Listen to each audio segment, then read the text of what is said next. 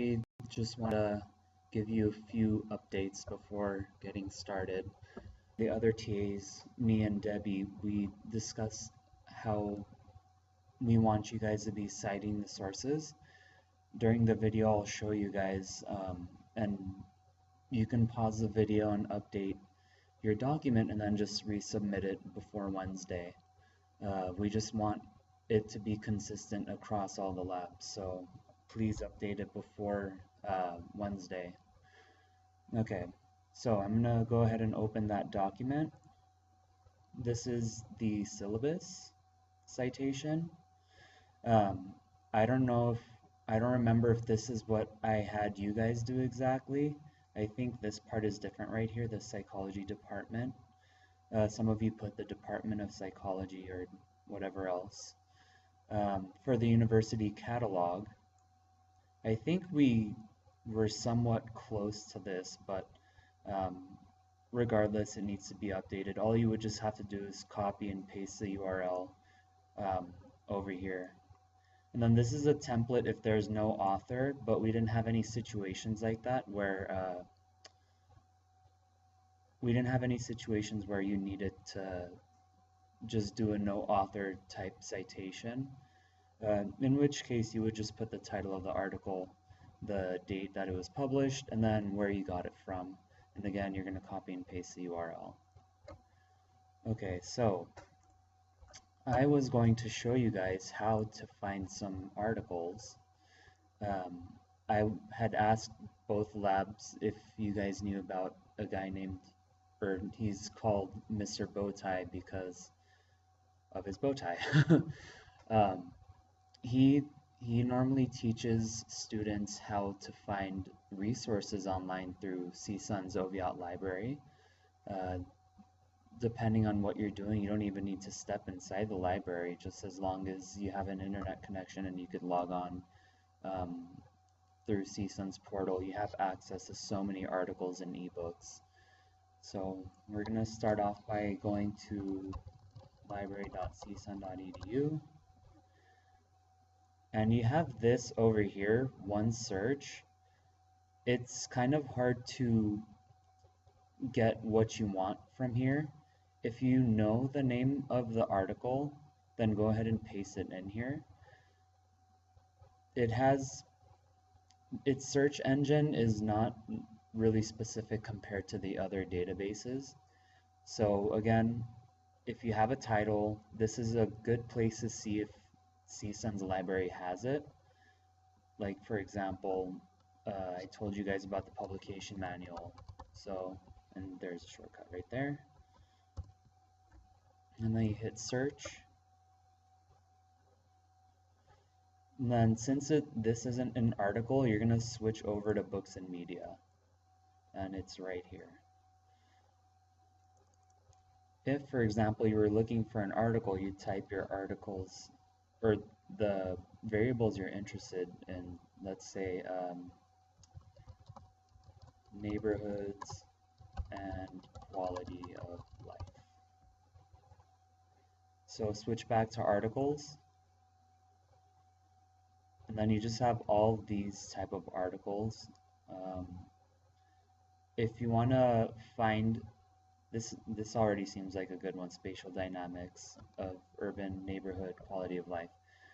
If you want to get more specific, like you want to just look for articles that are based in psychology, you're going to have to go to the database. So let's click on library home. You can go either to databases by subject or by databases A through Z. I choose to go by subject, and you have all these subjects here, but if you scroll down a little more, there's psychology right here. So you have the most useful as Psych Info, Psych Articles, and Mental Measures Yearbook with tests. Also useful, Academic Search Premier, Bio Abstracts. I've never really used these, except for this one up here, Academic Search Premier. But when I'm doing stuff related to psychology, I just go to Psych Articles. And then see, it's going to have you log in. And then this is where you can get really specific. or be general if you don't know where to go. Like let's say if I was in 321 and I wanted to research depression, but I just had no idea on what I wanted to do, I would just type in depression. Um, or you can click here and type or choose or and put depressed. Or you can just leave it and. You also have the not option. So let's leave it as not and then hit search. You're going to get articles showing depression, but it's not going to talk about depressed people, part of, I don't know, the 1990s or 1980s or whatever. So you can get more specific, like let's say social media and time or addiction. Let's put that. You can go ahead and search. You kind of have a lot of articles here, but this one, for example, is just talking about YouTube. If you scroll down a little more, you have social media recruitment, but it has nothing really to do with addiction. Go down a little more and then you start to see something like too many friends, too few likes, Facebook depression. That could be kind of like a side effect of being addicted to social media and not getting that instant gratification, I guess. If you want to change this search to include things like addicted, addiction, addicts, um, all you would have to do is write addict and put an asterisk after the T. So what that does is it's going to search up everything that begins with addict, but it also will include like addicted, addicts, addiction. So then you would go ahead and hit search, and then you have even more articles now to look for. So the asterisk gives you a lot of leeway when you don't know what exactly you're looking for. So let's say, for example, let's say you want to find something about children. So you put child asterisk. So it'll look for things that articles that are based on a child or children. So that's what you get from putting an asterisk, and then you can put and attachment. Go ahead and hit search. So, oh, I forgot, you have things like childhood also. Child, and then children. You have so many articles to choose from. If you have a really good idea of what you want to research, just go ahead and type that. Like for example, when I was doing 321, I was trying to see if heavy social media use and children coming from a background where there's a pretty good amount of wealth in the family, if that increased the likelihood of them having narcissistic tendencies. This is what I ended up doing. Narcissistic. I would put the asterisk there, and I would put actually I did young adults, so college students. I would put emerging adult or young adult asterisk, and an asterisk for that one too, so it would include adults. If you go here and you hit a plus sign, it gives you one more. So then you can put not adolescent or adolescent and then add the asterisk. So then it would be adolescence and then with the CE at the end, or adolescence with a TS, or adolescent. So then you go ahead and hit search. You kind of see things like young adulthood. If you look over here in the subject, it says emerging adulthood, adulthood. I haven't seen anything with narcissism yet, but I think that's probably because I forgot to include social media. I remember finding some articles one time. So, social media. Well, you get even less, but you have things like drinking or practices with social networking and young adults. So that's basically it. I just wanted to show you that. If you know an author that you're interested in, I can't think of an author off the top of my head, but you would go here and then just go down to author. I could include the last name of the professor that I do research with, my mentor, his last name. And then, well, surprisingly, there are a lot of Plunkett, so you're going to have to include the first letter. Oh.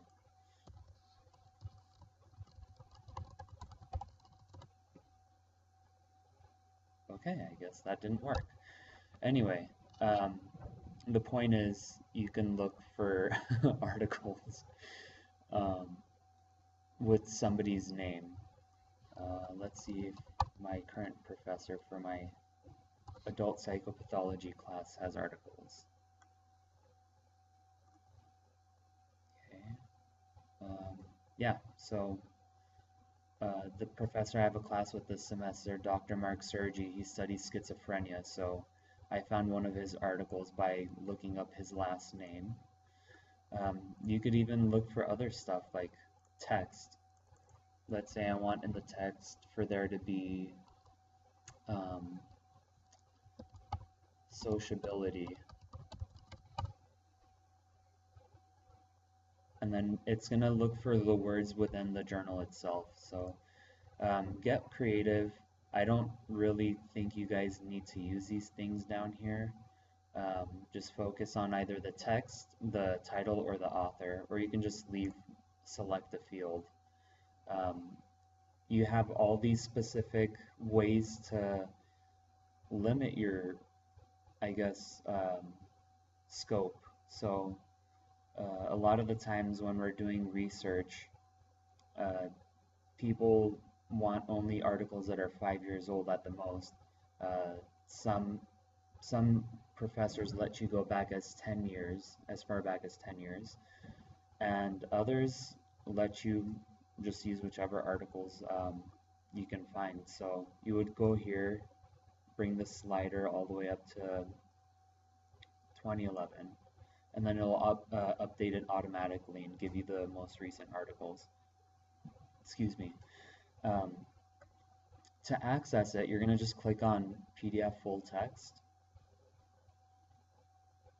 and then you have access to it right here. What's really awesome is that you get to save it, so you can have it on your desktop or laptop or whatever and access it later instead of having to come back online and look for it all over. So that's awesome. Sometimes I don't have an example of it here, but if we go to the library and go here, I just want to show you guys one thing real quick on here. Sometimes you won't see this over here, full text available. It'll be something like check for availability. So you would click that, the new window would pop up. It says no full text is available. Let's try this one. Again, no articles available. I just want to show you what you would be doing in one of these cases. Okay, check for availability. So it says full text available via Science Direct. You're going to click on that. It's going to take you to the article. Well, there was an error this time, unfortunately, but that's how it works. If it's not available like in the articles down here, well, that's written in Italian, but let's say um, I wanted this one for my research. I'm going to click on it. It's going to say no text available, full text available. So if you really want it for your research, and I recommend that you start looking for articles for your research way ahead of time before the due date, because it can take 1 to 3 days for the librarian to get the article. You're going to go down here, click on request document via um, the interlibrary loan. You're going to log in, um, and if you guys ever need help with it, I'll show you, but let's, oops.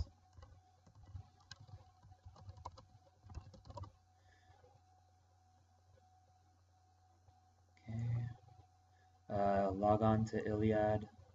So you don't even need to type anything, it already puts the information in there. So all you would just have to do is hit submit request. Um, once, let's say 2-3 days has passed, I think you will be getting an email, at which point you'd come back here and you'd go to electronically received articles, and it would show here. So, or you can do request history. And then once you're done, you just log off. Okay. So when there is one available, you just hit full text. It's going to take you to this mediator page, or whatever you want to call it. And then sometimes they'll have 3 databases that you can open the article with. So just pick whichever one you want. Sociability. Oh, the internet's getting slow out of nowhere. Okay, so that was the basics. Mr. Bowtie would teach you a lot more in depth, but I can teach you guys more throughout the semester. I just wanted to give you guys an idea of how to look for articles and how to be efficient in it. One way that I know is helpful is, let's say you wanted to do research on sociability. You go to the article and you try to, you go down to their references list.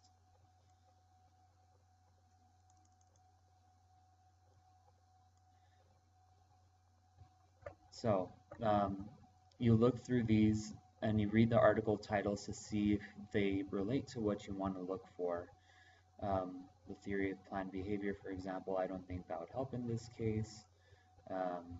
Going down a little bit, dangers to going it alone, social capital, and the origins of community resilience in the Philippines. That could be really relatable to your research. So look at the titles in the references list so that you can find more articles a lot easier. If you want to go to the detailed record, you just click that button right there and you can hit cite. You would go down to APA, copy it, and then you'd go to Word. Okay, so depending on how your Word works, it will probably paste keeping the original formatting. I think I changed mine for it to merge formatting, but this is what happens when you paste and keep the formatting. So what we're gonna do is go here, paste, click on this arrow down here, and then you see this keep source formatting, merge formatting, or keep text only. So I want to do merge formatting, and all I just got to do is change some stuff, like remove the underline, oops, make it 12, Times New Roman, hanging indent, and then change the color of the text to black. I would be hesitant to use that citation because things like this happen, the O shouldn't be capitalized. And I had told you guys last week that if there's a question mark, you don't need to put the period. And again, over here, the A shouldn't be capitalized. So if you also remember, if the DOI is included, you don't need to have the volume number.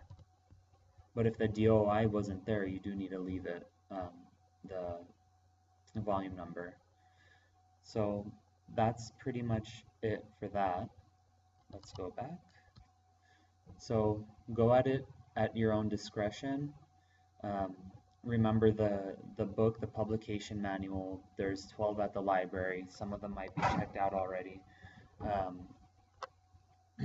But you will learn how to cite over the course of the semester, and how to look for references, and how to develop an accurate APA style bibliography. One last thing I just wanted to talk about very briefly is I remember I had told you guys that when you have an in-text citation with more than 4 authors, you put et al., but I made a mistake. It applies when there's 3 or more authors also.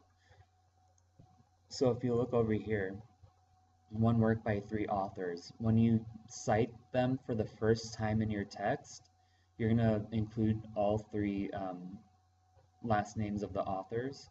But every time after that, you're going to put the first author's last name and then et al. After that. And then if there's 4 authors, you're going to include all of them the first time around and then put et al. After with subsequent citations. And then when it's 5, you still include them, but again, you put et al. Afterwards. When it's 6 or more, you don't write all the last names. So you're just going to put et al. No matter if you cited it for the first time or you're citing it for the second or third time. I try to remember it as if it's 3 or less. Sorry, if it's up to 5 authors, you're going to write all their last names. 3 or more, you're going to write et al. For every time after you cite them. And then 6 or more, you just write one last name and then et al. So I've never used these. Well, actually, yeah, I have for the APA. So whenever you do citations, feel free to pause this video and take a look at this table. This table is in the APA manual. You know, if you know that you're going to be using it a lot this semester, I would recommend you just buy it. And I believe you are going to be using it a lot. So, I mean, in the psych department, there's over 3,000 psych majors. So I'm sure a lot of people need this APA manual. I would recommend you just go on Amazon or eBay and buy a used one for as cheap as possible. Especially if you want to do grad school in psychology, this is a really helpful resource to have. So if you have any questions, please let me know via email. And to remind you one last time, I'm going to be busy tomorrow, so email me. I'll set an appointment with you guys for Monday. And feel free to message through Moodle.